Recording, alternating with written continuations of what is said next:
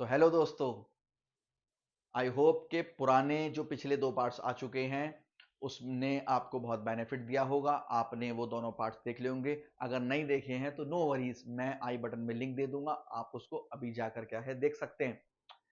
मैं आ चुका हूं थर्ड पार्ट के साथ। ये है प्योर क्वेश्चन आंसर सीरीज। इसमें हम क्वेश्चंस जो सीसीयूएसई में पुराने 8 से 10 साल में आए हुए हैं उनके साथ हम चर्चा करेंगे। और ये सेशन आपको बहुत हेल्प करेगा, आपको मार्क्स अपग्रेड करवाने में। मैं आ चुका हूं कंपनी लॉ का महासंग्राम सीरीज लेकर, जो है सेमेस्टर 4 स्टूडेंट्स के लिए। और इसके अलावा जो स्टूडेंट्स हमारे Kurukshetra university, Punjab university, Lucknow university से हैं, ये उनके लिए भी क्या है बहुत बेनिफिशियल होने वाली है वीडियो। ठीक है, तो लॉ समझिए झटपट, मार्क्स आएंगे फटाफट। So let's start with the video.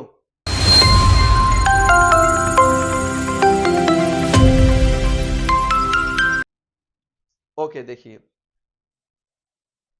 पहले हम चलते हैं। हमने इससे पहले जब देखते हैं तो 32 हमने क्वेश्चंस क्या है डिस्कस कर चुके हैं। हम 33rd क्वेश्चन हम इसको स्टार्ट करने वाले हैं। ठीक है, अब देखिए सबसे पहले इसमें जो क्वेश्चन हमारे पास आता है वो क्या है दोस्तों, वो हमारे पास क्वेश्चन है कि जो क्या डिफरेंस होता है शेयर होल्डर में और डिवेंचर होल्डर में। जो डिफरेंस के ऊपर बात करने जा रहे हैं उसके ऊपर हम इसमें क्या है चर्चा कर रहे हैं। ठीक है, अब देखिए जो सबसे पहले देखते हैं डेफिनेशन। शेयर होल्डर क्या होता है? ओनर होता है शेयर्स में कंपनी में। जो ठीक है, ये क्या होता है? शेयर होल्डर क्या होता है? शेयर का क्या है मालिक होता है। डिवेंचर होल्डर क्या होता है? जस्ट लाइक क्रेडिटर होते हैं, क्योंकि ये क्या करते हैं कंपनी को उधार देते हैं, डेट देते हैं, तो उसके बदले में कंपनी क्या है इनको ब्याज माने इंटरेस्ट देती है।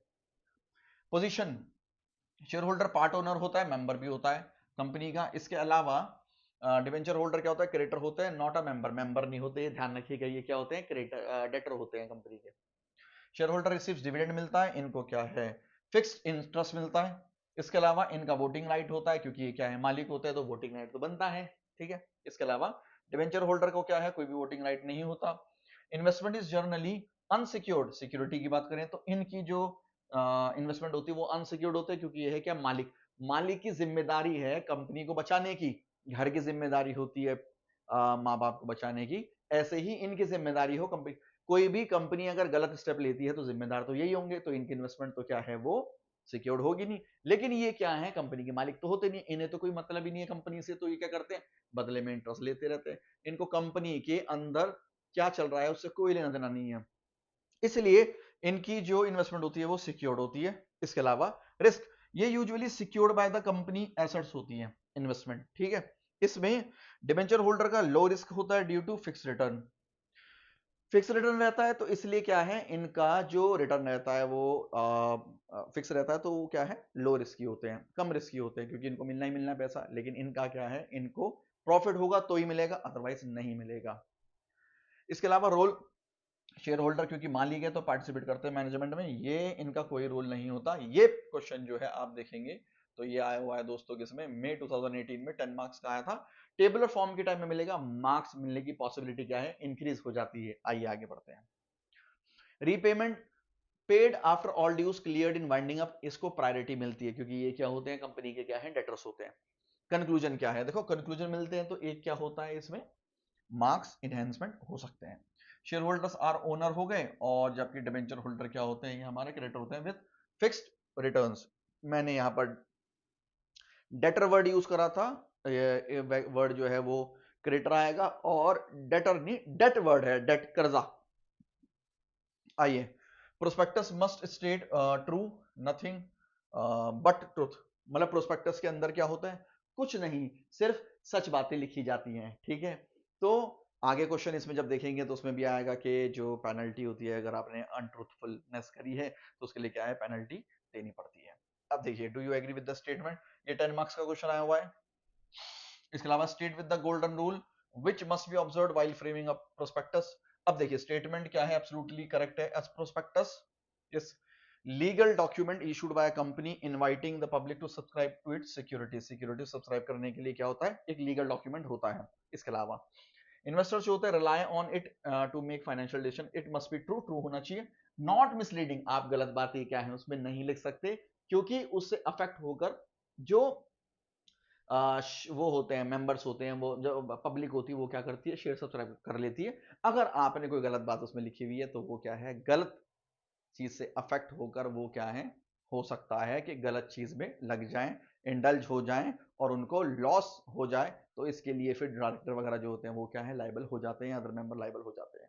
देखिए लीगल बेसिस, अगर जो मैंडेटरी कंटेंट की बात करें तो दोस्तों ये सेक्शन 26 में दिया हुआ है।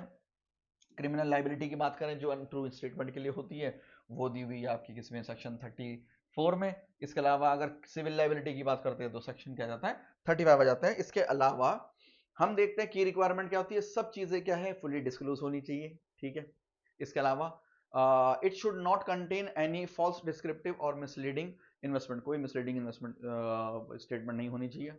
एक्सपर्ट का ओपिनियन क्या है, इंक्लूड होता है, must be based on the accurate and reliable facts के ऊपर क्या है, डिपेंड करता है। कॉन्सिक्वेंसेस देखते हैं तो क्या होते हैं, सिविल लाइबिलिटी है, क्रिमिनल लाइबिलिटी है, रेपुटेशनल डैमेज है।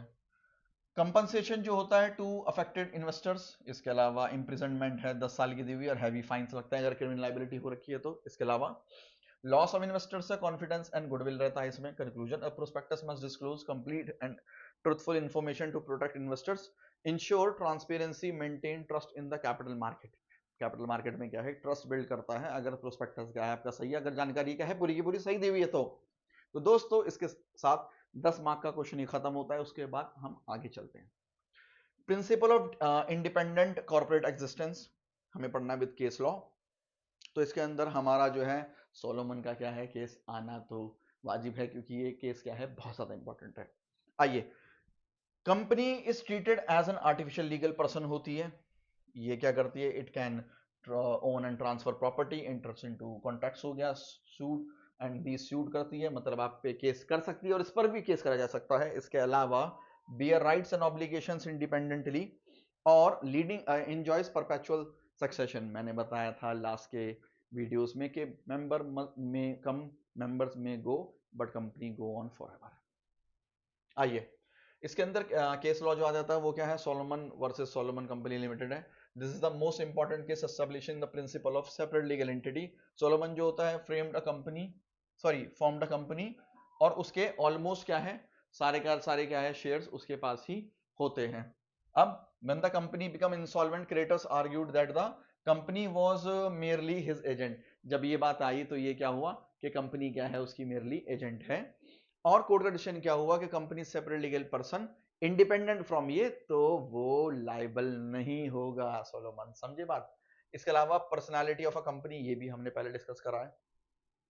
This case in reinforce the idea that the company has its own legal personality. It can hold assets, enter contracts and be liable for its actions independently of its members।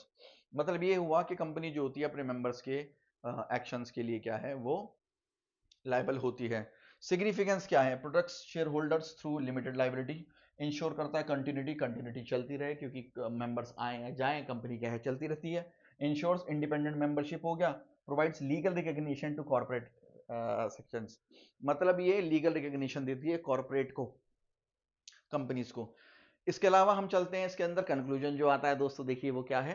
Conclusion, the principle establish that a company has an independent क्या होता है, identity separate from its member, forming foundation of the modern company law. वो खत्म होता है हमारा। अब देखिए नेक्स्ट क्वेश्चन जो आता है हमारा वो है 20 मार्क का और ये 2016 में आया था। मेंबर और शेयर होल्डर में डिफरेंस देते, देख लो कितना थिन पॉइंट डिफरेंस है, ये आ चुका है। द प्रोसीजर फॉर इशुएंस और allotment of shares as well as forfeiture, मतलब कंपनी शेयर्स इशू करेगी, अलॉट करेगी, ठीक है, पब्लिक को। इसके अलावा फिर फॉरफीचर का मतलब होता है दोस्तों कि उसको कैंसिल आउट कर देना। उसके लिए एक लीगल रिक्वायरमेंट है, 14 दिन का इसमें वो देना पड़ता है, नोटिस देना पड़ता है, वो सब हम आगे पढ़ेंगे। डिफरेंस देखिए क्या है। Member is a person whose name is entered in the register of members, meaning share holder क्या है, पर्सन हु ओन्स शेयर। अगर आपका नाम कंपनी के रजिस्टर में, जो एक कंपनी का रजिस्टर होता है जिसमें नाम लिखे रहते हैं लोगों के, उसमें आ गया है तो आप क्या है, मेंबर है। लेकिन उसी मेंबर को अगर शेयर अलॉट हो गए तो आप साथ में क्या है, शेयर होल्डर हो गए हैं, ठीक है। मेंबरशिप अराइजेस बाय सब्सक्रिप्शन और ट्रांसफर ऑफ और ट्रांसमिशन, मतलब मेंबरशिप कैसे होती है, अब आप सब्सक्राइब कर लो शेयर्स, या मैंने किसी से क्या है ट्रांसफर करके मैंने अपने नाम पे करवा लिए, तो मैं क्या हो गया, उसका बन गया दोस्तों member. Share holding arises by acquiring shares, मतलब जिस बंदे ने शेयर एक्वायर करे वो क्या हो जाता है, शेयर होल्डर हो जाता है। शेयर को होल्ड करने वाला शेयर होल्डर ही हो गया बेसिकली, जिसके हाथ में अभी क्या है, शेयर है, वो शेयर होल्डर है। और मेंबर क्या है, मेंबर क्या है, जिसने मेंबरशिप हुई है जिसकी, किससे, सब्सक्रिप्शन से या ट्रांसफर कराने से शेयर के। देखिए, name must be recorded in the register of members, इसका नाम होगा मे not B member until the name is entered. बात समझिएगा, मैं हूं, मेरा फ्रेंड है, मैंने शेयर अपने हाथ में रखा हुआ है, तो तब तक मैं क्या हूं, एक शेयर होल्डर हूं। मैंने जैसे ये शेयर अपने फ्रेंड के नाम पर कर दिया, तो मैं अब शेयर होल्डर नहीं रहा, लेकिन मैं मेंबर रहा, क्योंकि मेरा नाम क्या है, रजिस्टर है, और मेरा फ्रेंड जो है वो क्या हो चुका है दोस्तों, वो एक शेयर होल्डर क्या है, बन चुका है, क्योंकि उसके हाथ में क्या है, शेयर। लेकिन अभी उसका नाम कंपनी के रजिस्टर में नहीं चढ़ा है, तो वो क्या है, सिर्फ एक शेयर होल्डर है, मेंबर नहीं है। और मैं क्या हूं, एक शेयर, अब मैं शेयर होल्डर नहीं रहा, लेकिन मैं क्या है, मेंबर हूं, क्योंकि मेरा नाम अभी कट नहीं हुआ है। Okay, every share holder is a member, जाहिर सी बात है कि मैं अगर मेंबर था तो मेरे हाथ में पहले शेयर आया था, उसके बाद मैंने दिया, तो मेंबर भी था, मैं शेयर होल्डर भी था, लेकिन जब मैंने दे दिया तो मैं शेयर होल्डर नहीं रहा, लेकिन मैं मेंबर रह गया। अ शेयर होल्डर मे और may not be a member in certain cases, bearer cases में ये हो गया, ठीक है। आइए, membership arises by subscription, transfer, acquisition, ये देख लिया, arise by purchase of allotment of shares, ये हम डिस्कस कर चुके हैं। इसके अलावा procedures of for issue of allotment of shares, देखिए प्रोसीजर क्या होता है इसका, समझिएगा। इश्यू ऑफ प्रोस्पेक्टस, इश्यू, पहले प्रोस्पेक्टस क्या है, इश्यू होगा, तो इसमें क्या है, company invites public to subscribe of shares. इसके अलावा एप्लीकेशन फॉर शेयर्स, एप्लीकेशन दी जाएगी, कंपनी को क्या है, अप्लाई करा जाएगा, अप्लाई करेंगे जो लोग होते हैं, पब्लिक जो है अप्लाई करेगी, उनको शेयर देगी, बदले में क्या है, शेयर होल्डर मिलेंगे, शेयर्स मिलेंगे कंपनी को, ठीक है। मिनिमम सब्सक्रिप्शन, सेक्शन 39 ये कहता है company must receive minimum subscription before allotment, ठीक है। अलॉटमेंट क्या है, अब देखो अलॉटमेंट कर रही है, बोर्ड ऑफ डायरेक्टर जो होता है pass resolution for allotment of shares, pass करेंगे रेजोल्यूशन। इसके अलावा अलॉटमेंट मस्ट बी फेयर होना चाहिए, रीजनेबल होना चाहिए, इन अकॉर्डेंस विद लॉ होना चाहिए। Return of allotment, company files return of allotment with registrar, company को अगर अपना जो आरटीआई होता है वो अगर फाइल करनी हो तो कंपनी क्या है, कर सकती है। इसके अलावा इश्यू ऑफ शेयर सर्टिफिकेट, जब कोई बंदा वो क्या होता है, शेयर होल्डर बन जाता है, तो उसको क्या है, एज अ प्रूफ क्या मिलता है, शेयर सर्टिफिकेट क्या है, मिल जाता है। इसके बारे में बात हुई है। ये हमारा प्रोसीजर था इशू एंड अलॉटमेंट का। इसके अलावा फोर फीचर देखते हैं। फोर फीचर का मतलब होता है अगर शेयर के लिए कोई अमाउंट पे नहीं करा गया है, शेयर के लिए क्या है, अगर कोई अमाउंट पे नहीं करा गया है, तो उसके लिए क्या होगा, कंपनी क्या करेगी, वो कैंसिल कर देगी शेयर, समझेगा, कंपनी कर देगी, वो शेयर कैंसिल कर देगी, ठीक है। आगे बढ़ते हैं, प्रोसीजर क्या है, नोटिस गिवन, नोटिस दिया जाएगा डिफॉल्टिंग शेयर होल्डर को। इसके अलावा मिनिमम 14 डेज का टाइम होगा। इसके अलावा payment is not made, payment क्या है, नहीं करी जाएगी, ठीक है, ये समझिएगा आप मेरी बात। अगर ये कह रहे हैं नोटिस दिया जाएगा डिफॉल्टिंग शेयर होल्डर को, मिनिमम 14 दिन का टाइम क्या है, प्रोवाइड करा जाता है आउटस्टैंडिंग अमाउंट के लिए, ठीक है। 14 दिन का टाइम दिया गया है, 14 दिन तक पेमेंट कर दो, अगर नहीं दी तो आपके शेयर क्या हैं, वो फोरफिट हो जाएंगे। इसके अलावा if payment is not made, board passes a resolution to forfeit shares.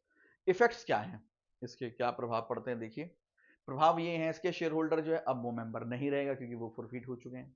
इसके अलावा amount already paid is forfeited और नॉट रिफंडेड, अमाउंट जो आपने पे कर दी है, क्योंकि आपने सर्विस ले चुके हैं, तो अब क्या है, अब आप उसको नहीं, आपको कोई अमाउंट वापस मिलेगा। आप इस चक्कर में हो कि मैं 10 रुपए में से 4 रुपए दे चुका था और कंपनी ने फोरफिट कर दिया, 4 रुपए वापस मिलेंगे, ऐसा कुछ नहीं होने वाला, क्योंकि आप उसकी क्या है, भरपूर सर्विस ले रहे थे। कंपनी में reissue forfeited shares to the according to the provision, company क्या करती है, वो अपने शेयर्स को जो है, जो फोरफिट हुए हैं, उनको रीइश्यू करने की पावर रखती है। इसके अलावा member share holder closely related होते हैं, थिन लाइन का डिफरेंस है, but differ in legal status, ठीक है, ध्यान रखिएगा। प्रॉपर प्रोसीजर जो है इशू का, अलॉटमेंट का, फोरफिचर का, वो क्या करता है, उससे ट्रांसपेरेंसी होती है, फेयरनेस रहती है, सब बातें रहती हैं, ठीक है। कंक्लूजन हो गया हमारा, हम आगे चलते हैं इसमें। क्वेश्चन हमारे पास 37 है, वो क्या कह रहा है, what is understand by the memorandum of understanding का मीनिंग दे रखा है, 10 मार्क का क्वेश्चन है, और जून 2017 में क्या है, ये आया है। पहले देखिए बच्चों, दोस्तों मीनिंग देख लेते हैं इसकी क्या है। Memorandum of understanding, it is a preliminary agreement between the parties expressing mutual intentions before entering into a formal contract. मतलब ये है कि एक प्रिलिमिनरी मतलब स्टार्टिंग का एग्रीमेंट है between the parties expressing mutual intentions. कुछ इंटेंशंस होगी, हम जिस काम को करने के लिए एंटर हुए हैं, ठीक है, उसको हम पूरा करेंगे, फुलफिल करेंगे और एक एग्रीमेंट हम अपना बना लेंगे, तो वो मेमोरेंडम ऑफ अंडरस्टैंडिंग कहलाता है। एक MOU is generally not legally binding unless contains clear intention to clear legal obligations. जैसे एग्जांपल के लिए मैं बताता हूं आपको, इंडियन कॉन्ट्रैक्ट एक्ट में आपने पढ़ा होगा, कोई एक दो पर्सन है जो आपस में क्या है, किसी एक छोटे एग्रीमेंट कर लेते हैं। अभी वो एग्रीमेंट हुआ है, ध्यान रखना, इन्फोर्सिबिलिटी ऑफ लॉ नहीं है, मतलब उसमें कानून की प्रतिबद्धता नहीं है, मतलब कानून का कोई रोल नहीं है उसमें, हमने सिर्फ एक एग्रीमेंट करा है। हम इसमें चाहें तो क्या कर सकते हैं, केस कर सकते हैं, नहीं कर सकते हैं, क्योंकि अभी कॉन्ट्रैक्ट हमने नहीं बनाया है, ये हमारे ऊपर है अभी, ठीक है। और मैंने किसी को ये बोला कि ये सामान तुम अपने पास रखो, ये सामान मैं तुमसे 5 दिन बाद आकर ले लूंगा। 5 दिन तक मैंने उसको सामान रखा, मैंने उसको बोला कि मैं तुम्हें इसके पैसे दूंगा, और वो जब मैं सामान लेना आया तो वो क्या है, सामान खराब हो चुका था, उसने ध्यान नहीं दिया। अब ये मेरे ऊपर है कि मैं इसमें लीगल ऑब्लिगेशन रखूं या ना रखूं, ठीक है। फीचर्स क्या है, records understanding and intentions of parties. Scope, इसमें डिफाइन स्कोप हो गया, ऑब्जेक्टिव हो गया, ऑब्लिगेशंस हो गई। ये यूज इन जॉइंट वेंचर होता है, कोलैबोरेशन में होता है, बिजनेस नेगोशिएशन में, मतलब कोई जॉइंट वेंचर है, दो लोगों ने, जॉइंट वेंचर का मतलब है दो लोगों ने साथ में क्या है, कोई काम स्टार्ट करा, और काम स्टार्ट होने के बाद वो काम क्या है, खत्म हो गया, लेकिन एक बंदा दूसरे के पैसे नहीं दे रहा है, तो अब इसमें या तो आप लीगल स्टेप ले सकते हैं या नहीं भी ले सकते हैं, आपके ऊपर है। आगे देखिए, acts as a basis for future formal agreement. Importance क्या है, helps avoid misunderstanding between parties, provides clarity in business dealings, time बचता है इससे before final contract, facilitates smooth negotiation and cooperation, इसमें होता है, इसकी पूरी की पूरी क्या है, ये इंपॉर्टेंस होती है। आगे देखिए, कंक्लूजन, ये एक इंपॉर्टेंट प्रिलिमिनरी डॉक्यूमेंट होता है, पहली बात हमने कर ली थी, म्यूचुअल अंडरस्टैंडिंग के लिए, आपसी उसके लिए, अंडरस्टैंडिंग के लिए होता है। Intention, though it becomes enforceable only when satisfied legal requirement, एक वैलिड कॉन्ट्रैक्ट की अगर होता है, क्योंकि हमने पहले एग्रीमेंट करा है, एग्रीमेंट के बाद जो है दूसरा स्टेप होता है कॉन्ट्रैक्ट का, हमने सिर्फ एग्रीमेंट करा है, हम दूसरे स्टेज पे उतरे ही नहीं, तो हमारे बीच में क्या हो जाएगा, अभी ये एक सिर्फ एग्रीमेंट है, अभी कॉन्ट्रैक्ट नहीं है, तो कोई भी लीगल ऑब्लिगेशंस क्या है इसके बीच में अराइज नहीं हुई है दोस्तों, इसको आप अच्छे से ध्यान रखिएगा, ठीक है। आगे चलते हैं, देखिए व्हाट इज प्रोस्पेक्टस। प्रोस्पेक्टस क्या होता है, हम इसको समझ लेते हैं अच्छे से। प्रोस्पेक्टस क्या हुआ करता है और कौन कौन लाइबल होता है मिस स्टेटमेंट के लिए, 20 नंबर का क्वेश्चन है, 2017 के अंदर क्या है ये आया हुआ है। आगे देखिए, प्रोस्पेक्टस क्या है, is defined under the section 2 subsection 70 of the companies act 2013, is a document issued by company inviting public to subscribe its shares, debentures, securities. It contains details about financial position रहती है उसके अंदर, management का risk की, management की बात होती है, रिस्क की बात होती है, प्लान्स ऑफ द कंपनी, मतलब सारी डिटेल जो होती है कंपनी की एक प्रोस्पेक्टस के अंदर होती है, और प्रोस्पेक्टस के अंदर कोई भी मिस स्टेटमेंट ना हो। सेक्शन 26 से 30 तक रेगुलेट करता है उसके कंटेंट को और इशू को। अब misleading prospectus attract civil and criminal liability होती है, जो मैंने सेक्शन 34 और 35 के अंदर बात करी थी पीछे, ये रहा। इसके अंदर पर्सनल जो लायबल होते हैं, देखिए कौन कौन होते हैं, 35 और 34 की बात हो रही है। Director at the time of the issue of the prospectus, promoters of the company liable होते हैं, पर्सन जिसने ऑथराइज किया उसको इशू करने के, मतलब जिसकी जिम्मेदारी थी, वो सारे सारे लायबल होंगे। एक्सपर्ट्स, मतलब जो ऑडिटर हो गए, for statements made by them, company itself, company खुद भी होती है। अब सिविल लायबिलिटी जो होती है वो क्या कहती है, वो समझिए आप। Civil liability, civil liability section 35 में है, 34 में है।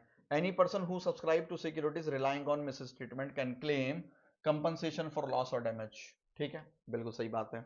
जो सब्सक्राइबर जिसका नुकसान हुआ है वो क्या है, बोलेगा, बोले to securities relying on misstatement can claim compensation.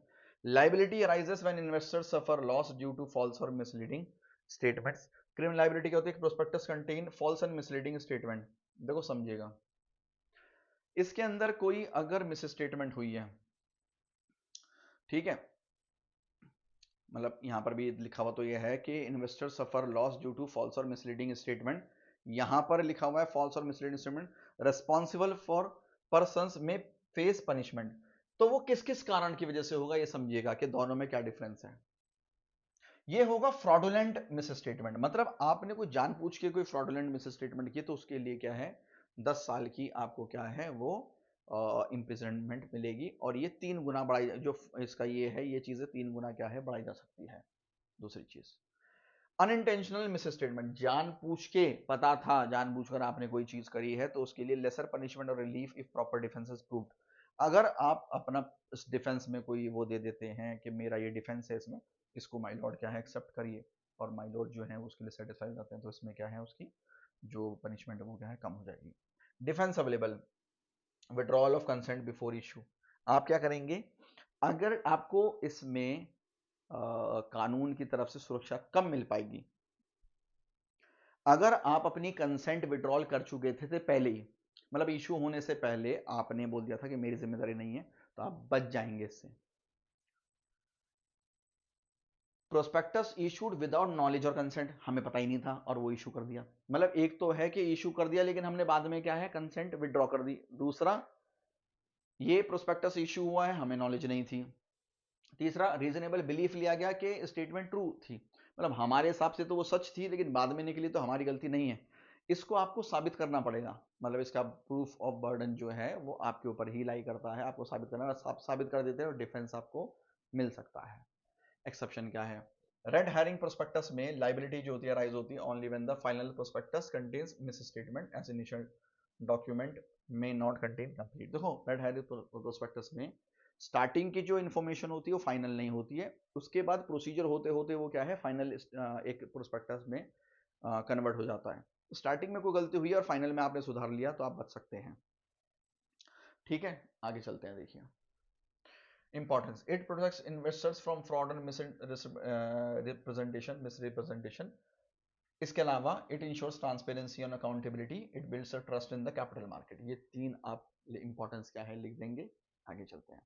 If a director falsely claims that a company has secured or a major contract and investors rely on it, director जो है वो लाइबल हो जाएंगे दोनों चीज के लिए, क्योंकि किसी बंदे ने क्या है वो डायरेक्टर की इस चीज के ऊपर क्या है वो हामी भर दी, मतलब वो मान गया उसको, तो डायरेक्टर क्या है लाइबल होगा उसके लिए। कंक्लूजन क्या है, मिस स्टेटमेंट के लिए liability ensures honesty and transparency in disclosures and products investors from fraud, imposes strict accountability on companies and their officers, मतलब जो कंपनी के जो ऑफिसर्स होते हैं जो पीछे मैंने बताए थे ये, इनसे आपको ट्रांसपेरेंसी मिलती है कि ये कोई गलत इंफॉर्मेशन नहीं देते, तो लॉ क्या है आपके फेवर में, बंदे के फेवर में क्या है वो खड़ा हुआ होता है। ठीक है आगे चलते हैं। Explain the statutory requirements for the registration of a company and also discuss advantages और disadvantages of incorporation of company. ये 20 मार्क्स जून 2027 में आया है। देखिए स्टैट्यूटरी रिक्वायरमेंट क्या होती है इस कंपनी को रजिस्ट्रेशन करने के लिए। सेक्शन 7 में जो एप्लीकेशन दी जाती है पहले आरओसी को, रजिस्टर ऑफ कंपनी को, उसके बाद आपको अपना नाम डिफाइन करना पड़ता है, रजिस्ट्रेशन ऑफिस करना पड़ता है, ऑब्जेक्ट और लाइबिलिटी करनी पड़ती है मेमोरेंडम ऑफ एसोसिएशन के अंदर। उसके बाद आर्टिकल ऑफ एसोसिएशन बनता है जिसके अंदर internal rules and regulation company को चलाने के क्या है वो मेंशन होते हैं। Declaration of compliances, professional certification, जैसे कंपनी सेक्रेटरी होता है, चार्टर्ड अकाउंटेंट होता है, कॉर्पोरेट लॉयर होता है, ये क्या है अपनी सम्मति सहमति इसमें देंगे, साइन करेंगे। एफिडेविट दिया जाता है सब्सक्राइबर और डायरेक्टर्स का कि इन्होंने जो डिक्लेरेशन दी है उसमें कोई भी फ्रॉडुलेंट एक्टिविटी नहीं है। इसके अलावा पर्टिकुलर्स ऑफ डायरेक्टर, डायरेक्टर की कोई डिटेल आइडेंटिटी एड्रेस इसमें होता है, रजिस्टर ऑफिस का प्रूफ दिया जाता है, पेमेंट ऑफ फीस गवर्नमेंट की एक फीस पे करी जाती है, और उसके बाद करने के बाद एक सर्टिफिकेट इनकॉर्पोरेशन मिल जाता है इनको। राइट अब देखिए एडवांटेजेस क्या होती है इनकॉर्पोरेशन का, एडवांटेजेस इसकी क्या लाभ हैं फायदे हैं इसको रजिस्टर कराने के। Company is distinct from its members, तो सेपरेट लीगल एंटिटी का आपको क्या है फायदा मिलता है जो सॉलोमन को मिला था, पीछे पड़ा है। लिमिटेड लाइबिलिटी रहती है मेंबर्स की, इसके अलावा कंपनी जो है वो चलती रहती है, ट्रांसफरेबिलिटी ऑफ शेयर्स के ऊपर बात होती है इसमें। बेटर कैपिटल रेजिंग की बात होती है, कंपनी क्या है कैपिटल रेज कर सकती है बाय इशूइंग ऑफ शेयर्स हो गया, डिबेंचर्स हो गया। प्रोफेशनल मैनेजमेंट होता है, आपको पता है ये स्किल्ड जो लोग होते हैं, प्रोफेशन होते हैं, उसके द्वारा क्या है चलाई जाती है। इसको कंपनी इसके बिहाफ पर कोई प्रॉपर्टी खरीद सकती है, उस पर केस कर सकती है, वो उस पर केस हो भी सकता है। डिसएडवांटेज क्या है, कॉम्प्लेक्स फॉर्मेशन है, जाहिर सी बात है इसमें लीगल प्रोसीजिंग ज़्यादा होती है, हायर कॉस्ट होती है, कोई स्ट्रिक्ट लीगल कंप्लायंसेस होते हैं। इसके लिए कंपनी सेक्रेटरी को हायर करा जाता है, कंपनी सेक्रेटरी देखता है कि कोई सारे लीगल कंप्लायंसेस क्या है फेस करेगा, पूरे करेगा नहीं करेगा। Separation of ownership and control होता है, पॉसिबिलिटी ऑफ फ्रॉड हो जाता है इसके अंदर, ठीक है, क्योंकि इसको मिसयूज करा जा सकता है। Conclusion, incorporation offers legal identity, limited liability हो गया, ग्रोथ अपॉर्चुनिटीज होगी, बट इन्वॉल्व्स कंप्लायंस बर्डन हो गया, कॉस्ट हो गया, however it remains essential for the large scale businesses. आगे चलते हैं, ये जो क्वेश्चन है ये किसी भी उसमें नहीं आया है पेपर में, लेकिन क्योंकि सिलेबस के पार्ट में ये है तो इसलिए इसको डाला गया है।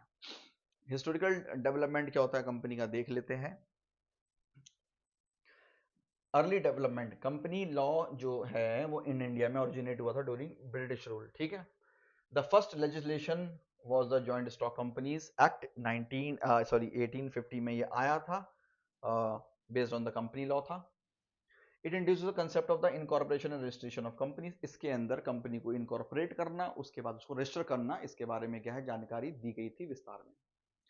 उसके बाद कंपनीज एक्ट 1857 आया, उसके 7 साल बाद इसमें कंसेप्ट ऑफ लिमिटेड लाइबिलिटी का कंसेप्ट आ गया, मतलब एक पर्सन जो होता है जिसके अंदर पहले अनलिमिटेड लाइबिलिटी होती थी, अब क्या है लिमिटेड लाइबिलिटी रहेगी। कंपनीज एक्ट 1867 आया, 57 के बाद 66 आया, सॉरी, ठीक है। Consolidated earlier loss and provided detail, इसके अंदर और डिटेल में जानकारी क्या है दी गई जो उसमें कमियां रह गई थी। फिर इसके बाद 1882 और 1913 का अपना एक्ट आया, कॉम्प्रहेंसिव एंड गवर्न कंपनीज होगी for many years. It introduce provision relating to management accounts and winding up के बारे में क्या है बात करी गई, मतलब कंपनी को बंद करना हो उसके बारे में चर्चा की गई।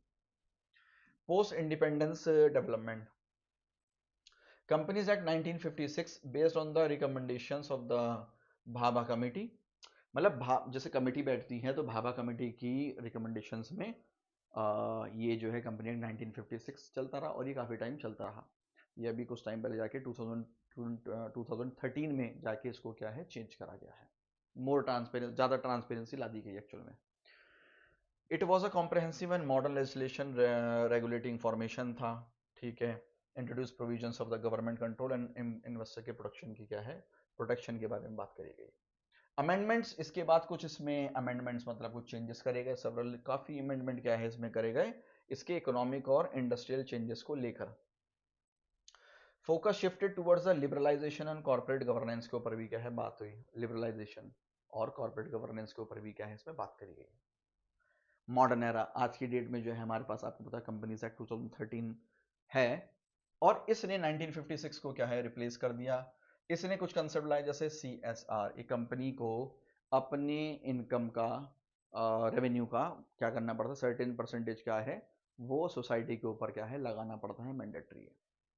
इसमें अंदर कंसेप्ट आया नया इंडिपेंडेंट डायरेक्टर का, 1% कंपनी का जो पहले नहीं था, और डिस्क्लोजर एंड ट्रांसपेरेंसी इसके अंदर ज्यादा कर दी जिसके बारे में अभी चर्चा कर रहा था। Strengthen corporate governance and accountability, मतलब ज्यादा जवाबदेही क्या है इसके अंदर तय कर दी गई। Importance of development, it reflects economic and industrial growth of India, ensures better regulations and investor protection. इसने अलाइन करा इंडियन कंपनी लॉ को विद इंटरनल प्रैक्टिसेस के साथ। कंक्लूजन क्या है, 1850 से स्टार्ट हुई चीज अब जाकर वो 2013 पर क्या है कंप्लीट हुई, हो सकता है आगे भी, और आगे इसमें क्या है चेंजेस बने रहेंगे। Each state reflects changing economic needs और गवर्नेंस स्टैंडर्ड को क्या है चेंज करा गया। प्रेजेंट लॉ जो था इंश्योर करता है transparency, accountability and protection of stakeholders, making it suitable for a growing economy. अब दूसरा जो इसमें आता है वो क्या है एडवांटेजेस एंड डिसएडवांटेजेस के ऊपर बात करते हैं कंपनी की, form of business over other form.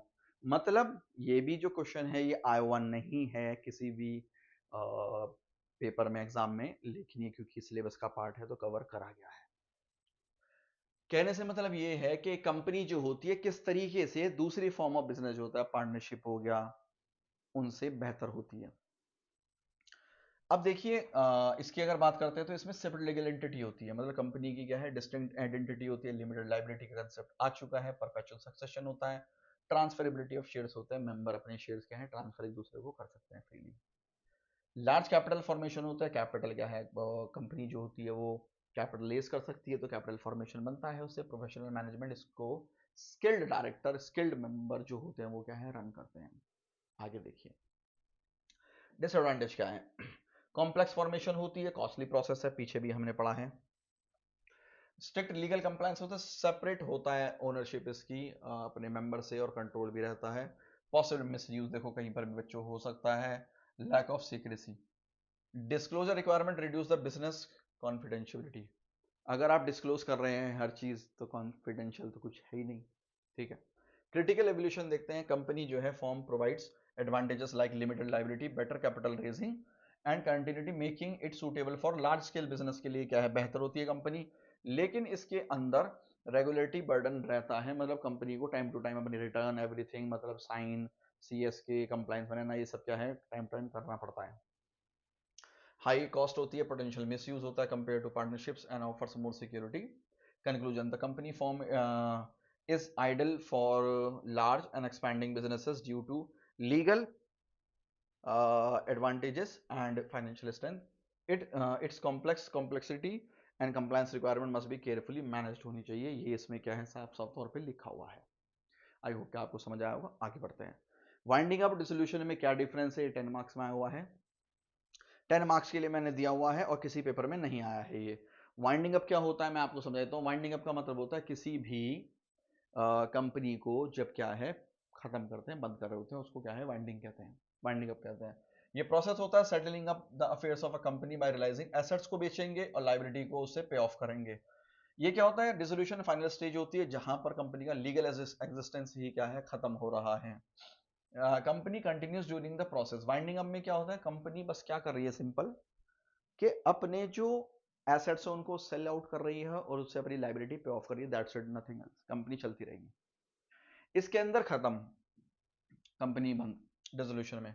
ये स्टार्टिंग का स्टेज होता है, इसके बाद ये आता है, मतलब पहले ये आएगा फिर ये आएगा। इसमें एसेट्स रियलाइज होती है, लायबिलिटीज पे होती है, इसमें name is remove from the register, company ही खत्म कर दी गई पूरी। Liquidator takes control and manage affairs, मतलब जो कोर्ट होता है वो ऑफिशियल अपॉइंटर या लिक्विडेटर आपके लिए जो अपॉइंट कर देता है वो क्या करता है पूरी की पूरी प्रोसीडिंग क्या है करता है, ठीक है। मतलब कंपनी को खत्म कर वाइंड अप करने की, जैसे एसेट्स को बिकवाना, लायबिलिटी पे आउट करना, वही देखता है।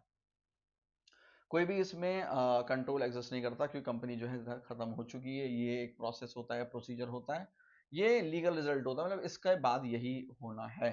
Company exist for limited purposes के लिए, और कंपनी का एग्जिस्टेंस में क्या है कंप्लीटली क्या है खत्म कर दिया जाता है। तो ये इसका कंक्लूजन ये है कि ये स्टार्टिंग का प्रोसेस होता है, मतलब चलता रहता है, ये चलने के बाद क्या है ये फाइनल डिसीजन क्या है कर दिया जाता है। आई होप कि आपने एंजॉय करा होगा, आपको समझ आया होगा, ठीक है। आगे चलते हैं, एक्सप्लेन द वेरियस मोड्स, इसको एक्वायर करने के और टर्मिनेट करने के कंपनी लॉ में क्या है क्या क्या तरीके होते हैं, 20 मार्क्स का आया हुआ है। देखिए modes of acquisition of a company को अगर हम देखते हैं, एक्वायर करने का मतलब होता है जिसमें एक कंपनी दूसरे को क्या है वो टेक ओवर कर लेती है। अमलगमेशन कहते हैं, एब्जॉर्प्शन कहते हैं, टेक ओवर कहते हैं। इसमें क्या है मोड्स, इसमें देखो ये दे रखे हैं इसमें, ठीक है। तो पहला है इसमें अमलगमेशन, जिसमें क्या होता है दो या दो से ज्यादा कंपनी, दो या दो से ज्यादा कंपनी क्या है कंबाइन होकर एक नई कंपनी बना देती है। इसके अंदर सेक्शन 230 232 की से तक की क्या है बात करी गई है। एब्जॉर्प्शन में क्या होता है कि एक्जिस्टिंग कंपनी जो होती है वो दूसरी कंपनी को क्या है टेक ओवर कर लेती है। एब्जॉर्ब कंपनी जो होती है वो लॉस कर देती है, अपना क्या है खो देती है एग्जिस्टेंस को, ठीक है। इसके अंदर टेक ओवर, टेक ओवर से ये पता लग रहा है company acquires controlling interest by purchasing shares of another company. Company ने क्या करा इसमें दूसरी कंपनी के शेयर्स क्या है परचेज कर लिए। ये फ्रेंडली एंड हॉस्टाइल होता है, ठीक है, आप समझ रहे हैं। अब देखिए purchase of assets and liability, एक कंपनी जो होती है acquires assets and liability of another company, company जो होती है वो एक्वायर कर लेती है दूसरी कंपनी का क्या एसेट्स एंड लायबिलिटी के, ये भी इसका एक मोड होता है। इसके अलावा कॉम्प्रोमाइज एंड अरेंजमेंट ये भी इसका मोड होता है। तो टोटल 1 2 3 4 5 मोड क्या है इसके अंदर दे रखे हैं एक्वायर करने के। It involves reorganisation under tribunal supervision, मतलब ये काम जो होता है वो किसी ट्रिब्यूनल मतलब कोर्ट के द्वारा क्या है करा जाता है। यूज फॉर रीस्ट्रक्चरिंग और रिक्विजिशन, कंपनी को रीस्ट्रक्चर करना है, अंदरूनी इसका ढांचा अगर चेंज करना है, इंटरनल रिकंस्ट्रक्शन कह लीजिए उसको, तो ये क्या है इसके अंदर ये चीज करी जाती है। ठीक है, टर्मिनेट कैसे करेंगे कंपनी को, एक खत्म कैसे करेंगे, एंड कैसे होगा, ये होगा अगर आप देखेंगे वाइंडिंग अप से, या उसको डिसॉल्व कर दो, या उसको स्ट्राइक ऑफ कर दो उसका नाम, या रिकंस्ट्रक्शन और अमलगमेशन कर दो। देखिए समझते हैं वन बाय वन, शाबाश। Process of settling companies affairs by selling, company के एसेट्स को बेच दिया और उसकी लाइबिलिटी को क्या है पे ऑफ कर दिया। ये कैसे होगा, कंपलसरी वाइंडिंग अप करेगा या तो ट्रिब्यूनल कोर्ट करेगा, या हम लोग मतलब जो कंपनी के जो अंदर के लोग होते हैं वही क्या है इसको कर सकते हैं। ठीक है, dissolution, final stage where company ceases to exist, खत्म हो जाएगी कंपनी, उसका नाम क्या है रजिस्टर ऑफ कंपनी से उड़ा दिया जाएगा। स्ट्राइक ऑफ का मतलब क्या है, removal of name by registrar used for inactive और डिफंक्ट कंपनी, मतलब इसमें तो कंपनी खत्म होने के लिए कगार पे है, लेकिन इसमें जो खत्म हो रही है वो इसलिए थी क्योंकि वो इनएक्टिव रही, काम ही नहीं कर रही थी। ठीक है, उसका नाम ही हटा दिया, खुद ही हटा दिया। जैसे ऐसा होता है ना, सिम सब्सक्राइबर होते हैं, अगर कोई अपना काम एक तो होता है बंदा खुद से ही क्या है सरेंडर कर देता है, सिम कहता है जो खत्म है अब आगे यूज नहीं करूंगा। दूसरे होते हैं वो क्या करते हैं, कंपनी करती है देखती रहती है, कोई रिचार्ज ना करा रहा हो तो उसका नाम क्या है उसको हटा ही देती है, उसको है ना परमानेंटली टर्मिनेट कर देती है और दूसरे को सिम क्या है दे देती है।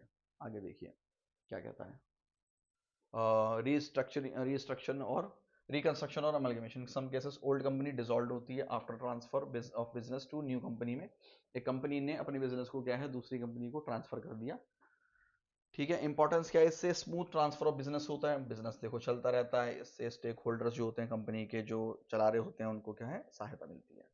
Facilitate restructuring and exist of company रहता है। ठीक है, इसका कंक्लूजन क्या है, modes of acquisition and termination जो होता है provide flexibility in corporate restructuring and closure, while acquisition helps in growth, growth में हेल्प करता है, मतलब एक्विजिशन से तो आपकी कंपनी क्या है बढ़ेगी आगे, इसके अलावा टर्मिनेशन से क्या होता है पूरे तरीके से कंपनी क्या है खत्म हो जाती है। ठीक है, देखिए नेक्स्ट क्वेश्चन जो आया हुआ है अमलगमेशन और वाइंडिंग अप में क्या है डिफरेंस आया हुआ है, 4 नंबर का क्वेश्चन आया हुआ है। अब इसमें देखते हैं क्या है, अमलगमेशन क्या है, प्रोसेस है जहां दो या दो से ज्यादा कंपनी जो होती है कंबाइन होती है to form a new business. Transferring assets and liability, section क्या है 230 से 232 का दे रखा है इसमें।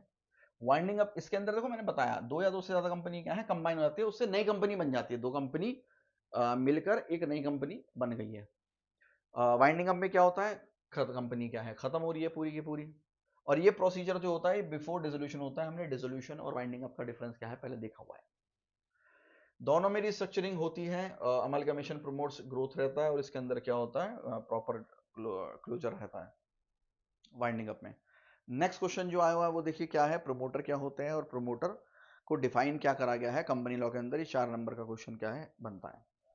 देखो प्रमोटर क्या है, एक पर्सन होता है जो एक आइडिया देता है बिजनेस कंपनी को रन करने के लिए, फॉर्म करने के लिए, और क्या स्टेप्स होने चाहिए। सेक्शन, अब कंपनी लॉ के अंदर क्या है, टू सबसेक्शन 69 में क्या दिया हुआ है, promoter is one who has control over the company in accordance with whose advice the boards acts, जिसकी एडवाइस पर क्या है कंपनी काम करती है, मतलब ये पर्सन होते हैं कंपनी को रन करने के लिए क्या है एक आइडिया देते हैं।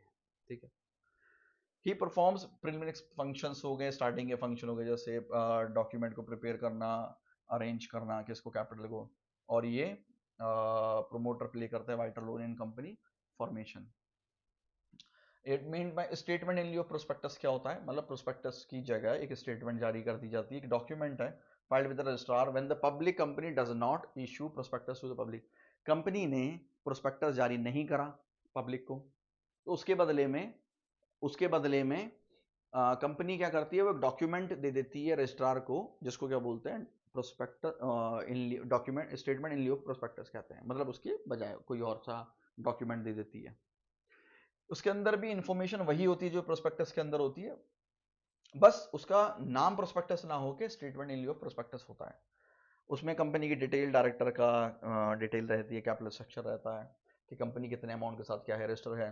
सेक्शन 70 जो है इसका वो it must be filed before the allotment of shares, conclusion क्या है इससे, डिस्क्लोजर और प्रोटेक्ट्स द इन्वेस्टर्स, मतलब जो लोग आने वाले हैं उनकी क्या है प्रोटेक्शन मिलता है उनको।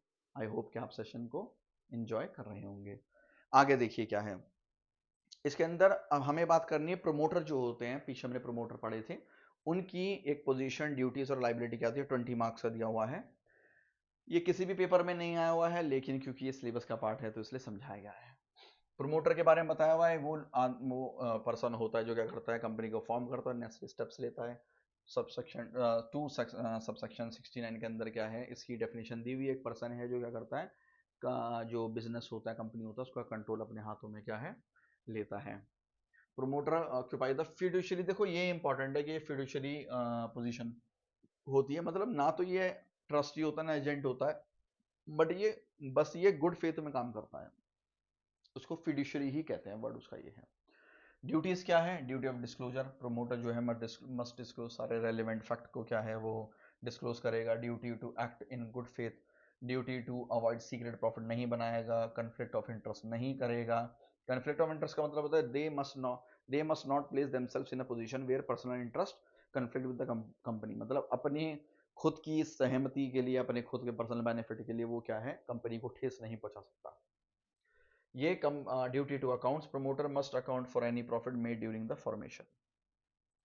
लाइबिलिटीज क्या होती है, सिविल लाइबिलिटी, इसके अंदर क्या है, liable to compensate the company for any loss due to the breach of duty, मतलब प्रमोटर जो होता है वो कोई भी नुकसान होगा अपनी ड्यूटी जो उसने ब्रीच करी है, उसने कोई काम करा वो पूरा नहीं करा तो उसके लिए लाइबिलिटीज की बनती है। Liable for miss statement in state prospectus under the section 35। Criminal liability क्या होती है, फ्रॉडुलेंट कोई स्टेटमेंट उसने कर दी, सेक्शन 35 और 34 हम पहले डिस्कस कर चुके हैं। कोई प्री इनकॉर्पोरेशन कॉन्ट्रैक्ट, कंपनी को फॉर्म होने से पहले के जो भी कॉन्ट्रैक्ट होते हैं उनको क्या बोलते हैं, प्री इनकॉर्पोरेशन कॉन्ट्रैक्ट बोलते हैं। प्रोमोटर्स आर पर्सनली लायबल होते हैं इन कॉन्ट्रैक्ट्स के लिए, ठीक है। Liability for secret profit, must return any undisclose profit to the company, मतलब वो कंपनी को ही क्या है उसको वापस कर देगा। इसके अलावा importance, promoter play a crucial role in bringing a company into existence, their honesty ensures transparency रहती है, इन्वेस्टर्स प्रोटेक्शन रहता है। कंक्लूजन क्या है इसमें, promoters holds a fiduciary position requiring utmost good faith, ये क्या बोला हुआ है मैंने कि अटमोस्ट गुड फेथ पर क्या है काम करता है, ना ही वो क्या होता है ट्रस्टी होता है, ना ही एजेंट होता है। Their duties and liabilities ensure fairness रहती है, prevent miss use of powers रहता है, protects the interest of the company रहता है, इट्स स्टेक होल्डर। तो ये क्या है, एक फिड्यूशरी पोजीशन में क्या है काम करता है, ठीक है ना। आई होप कि आप सेशन को एंजॉय कर रहे होंगे। आइए हम इसके अंदर जो है नेक्स्ट क्वेश्चन देखते हैं। आइए देखिए अब नेक्स्ट क्वेश्चन जो आता है इसके अंदर वो है, explain the concept of the statement in lieu of prospectus and its legal significance including disclosure requirement। ये क्वेश्चन वही पीछे की वाले की तरह है, तो आपको ध्यान होगा कि मैंने इसके बारे में आपसे चर्चा करी है, और ये क्वेश्चन भी क्या है किसी भी एग्जाम के पेपर में नहीं आया है, ये मैंने सिलेबस कंप्लीशन के लिए दिया हुआ है। अब देखिए सबसे पहले क्या होता है, concept of the statement in lieu prospectus is a document filed with the registrar, ये पहले बात हो चुकी है हमारे बीच में।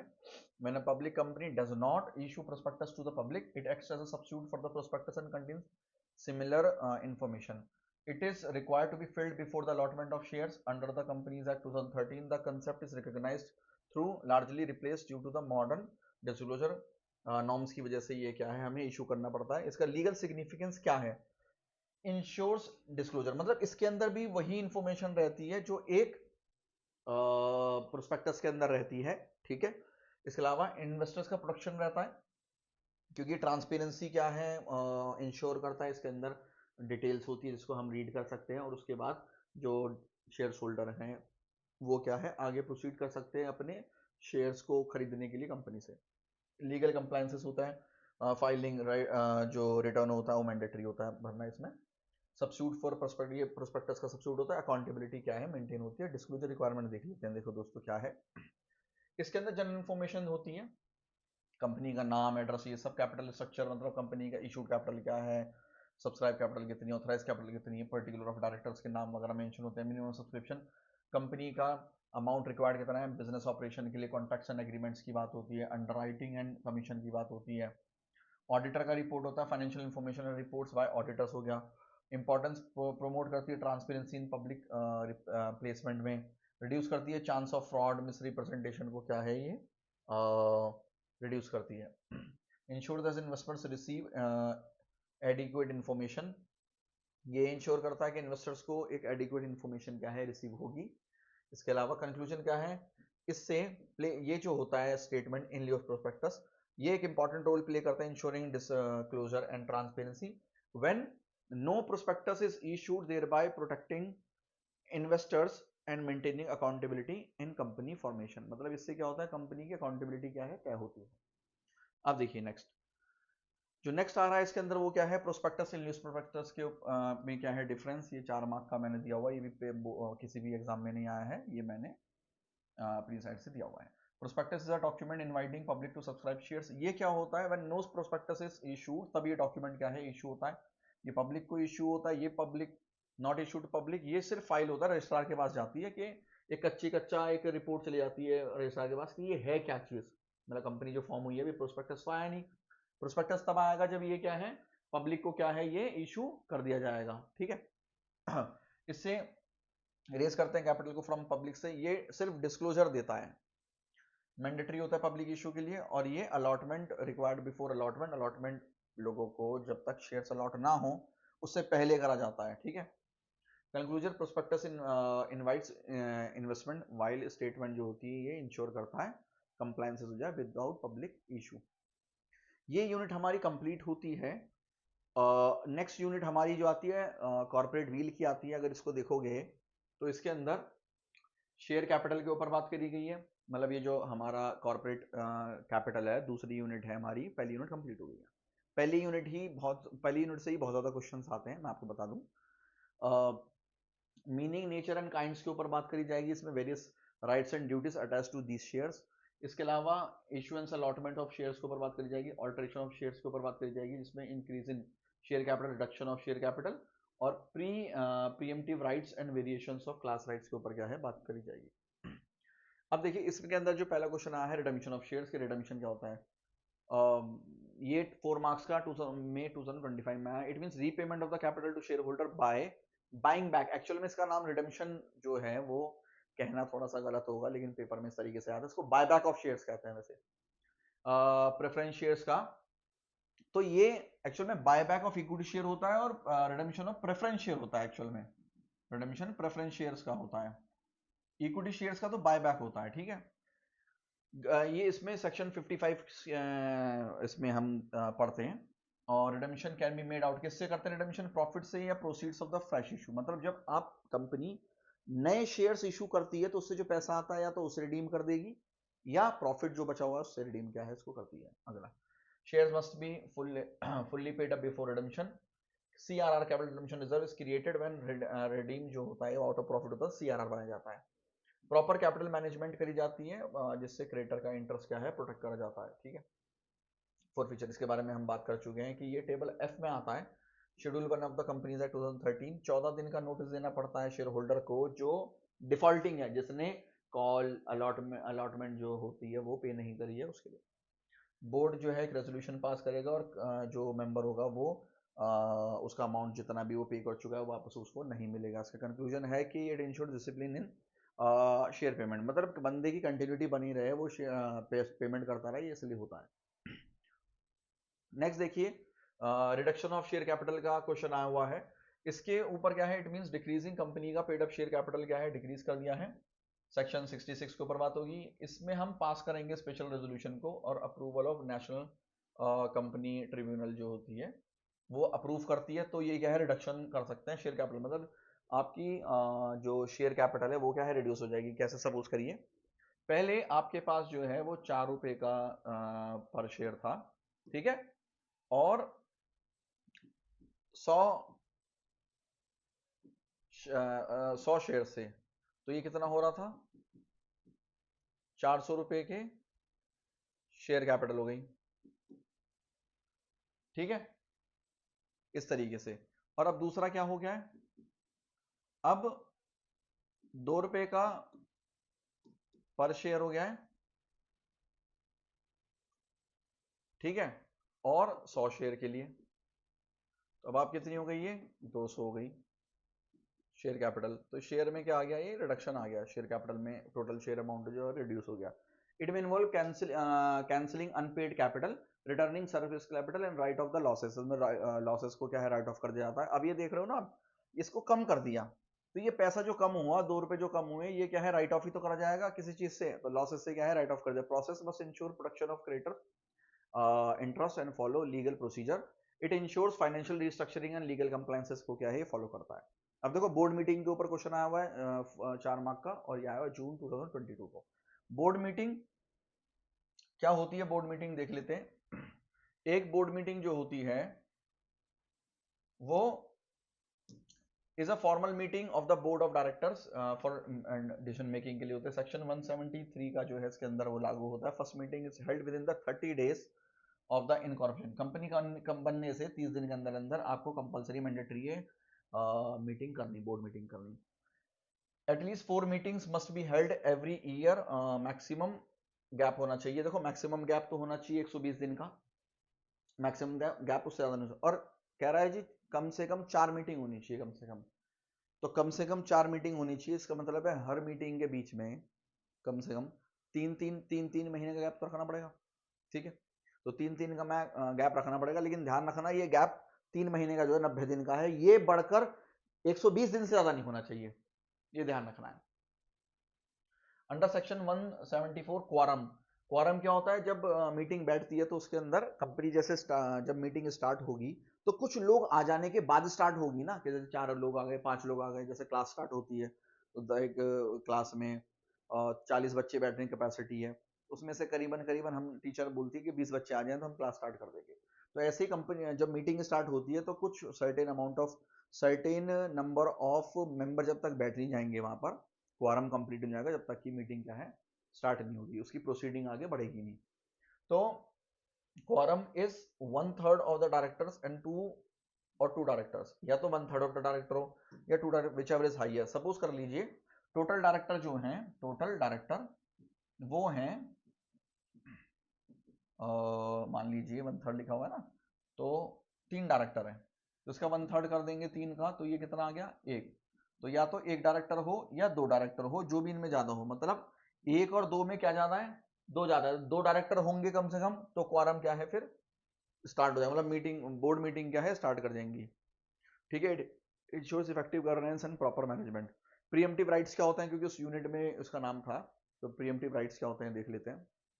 These are the preferential rights given to existing shareholders to subscribe to new shares before outsiders. Outsiders से पहले जो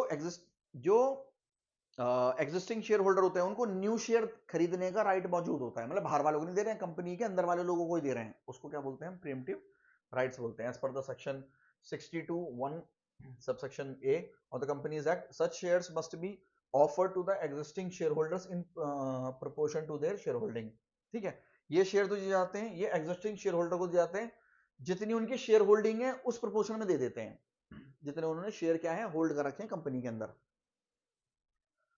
it provides ownership and maintain control, मतलब उन्हीं लोगों को दे रहे हैं, कंपनी के लोगों, तो कंपनी के लोगों को दूसरे लोग भी जानते हैं, तो उन्हीं को शेयर मिल रहे हैं, तो कंट्रोल भी उनके हाथ में रहता है। It prevents dilution of the share holder interest due to the fresh issue of the share and security, मतलब बाहर वालों को नहीं दे रहे हैं, अंदर वाले ही रह रहे हैं। तो डाइल्यूजन का मतलब ये हो गया कि कंपनी के जो लोग थे पहले से वो उतने के उतने ही हैं।